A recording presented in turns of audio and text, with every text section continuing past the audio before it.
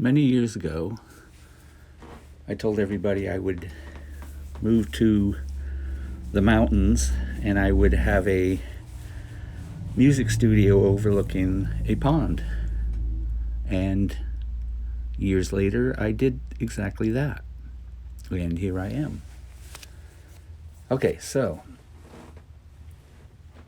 we've discussed all the stuff in the mountains and Bobby's area and all that, and the UFOs and going over there. But there's also things that have been happening at my house. After I found the hair and everything started to happen, I was having experiences in my back room, which you see in the video. That's overlooking the pond, and that's my bedroom, actually. It was my studio, but then I turned it into a bedroom. And that was short-lived. I lived in there maybe a year or so, but I started waking up in the morning and not feeling like I had slept very much.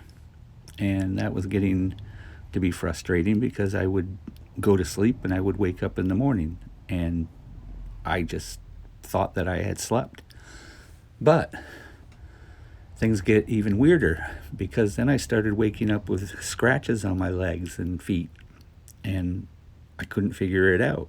And so I started wearing gloves to bed, and even cutting my nails really short and everything. And then I started wearing heavy pants to bed, just to see why, how I was scratching myself. I mean, I couldn't believe that. I would just have these like little scratches all over my legs. And, I just got to stop saying, so that's where the story begins. All right, so what is the story? What was happening to me? Well, what I did was I moved my bedroom into the main interior of the house, and nothing happened anymore. All the scratches went away, and I started to sleep well and feeling good and everything. So what does that mean? Who knows what it means?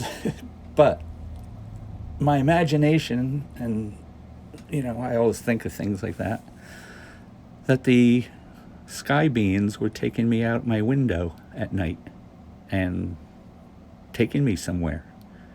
I have no idea. It was like I was walking through brush with bare legs, and it was scratching my legs up. So that got pretty weird, but I moved into the interior of the house and that stopped.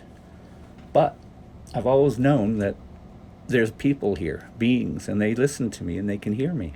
Because I asked them one day, I said, give me a sign that you're here, if you can hear me.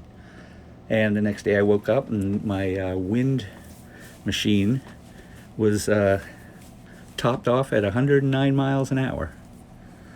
So I thought that was funny, and what I always do is I always double check things, and I always do things twice, if not three times, just to make sure it's not just coincidence or something like that or what.